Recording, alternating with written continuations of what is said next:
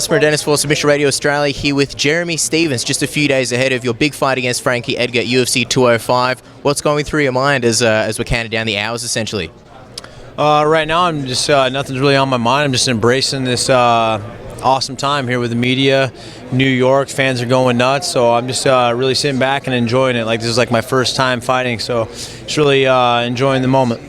Even though you guys have a huge pivotal fight, the card is so stacked that in some ways you guys are slightly being overlooked. Do you think that's giving you an opportunity to sort of enjoy your time, enjoy New York, enjoying this sort of moment?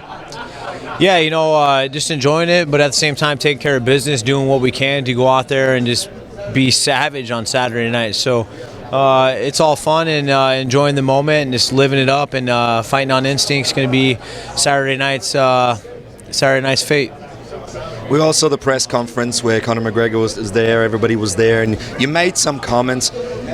Some people didn't take you as seriously. I mean, a guy that's been in MMA for such a long time, a veteran as yourself with so many great wins, were you a little bit disappointed that people didn't really take more notice of you during that press conference and what you had to say?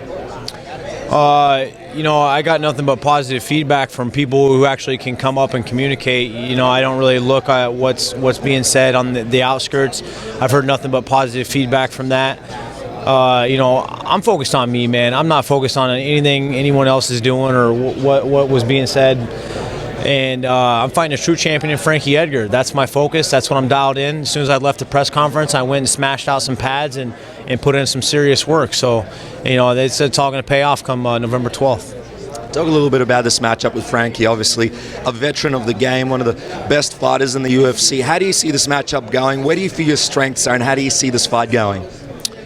I feel like I'm going to beat his ass. I'm fighting like there's a gun to my head, and there's no other option but win.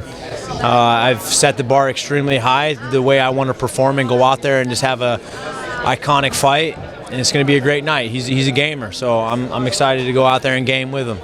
He's a guy who's known for his bloody wars and his heart. You're a guy who's often known for sort of late, devastating comebacks in your fights. Do you think that sort of adds to sort of the possibility that this is going to be an all-out brawl?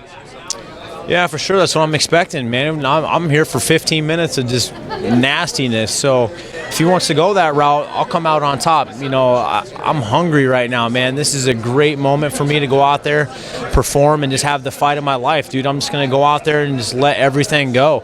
That 15 minutes I've trained very hard for, so when I get in there and just let everything go, it's just going to be all instincts, and I'm not even going to be thinking about breathing. You know, once the fight's done and I can look back and be like, man, I fucking went out there, outpaced him, outpushed him, knocked him out, or just dominated the whole fight. That's what I'm looking forward to, and I can't wait, man. At that press conference, you had a great line. You said, when you hit people, they don't move. Frankie Edgar, he's never been knocked out. Is that something that in the back of your mind you're sort of looking at as potentially a challenge and hoping to be the first guy to do that? Yeah, that'll be great. Knocking him out solidifies that he can't be knocked out. He's taken a lot of damage over the years, so I feel like his brain's rattled, and I'm going to rattle it more. Let's talk about the division, because Max Holloway is fighting Anthony Pettis. We all know it's going to be a great fight, but you're like a dark horse in the division. What do you think this fight does for you? If you beat Frankie Edgar, will you be trying to knock on the door of the next title shot?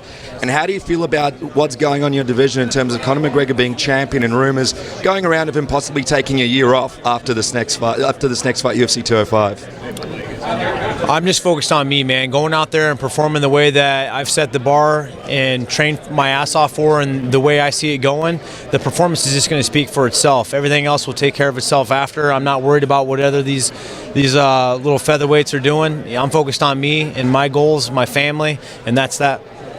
What is the goal for you? Is it to be having these fun, memorable fights, or do you want to be champion of the division? Of course, I want to be champion of the division. I'm the future champion of this division, and I'm an exciting guy.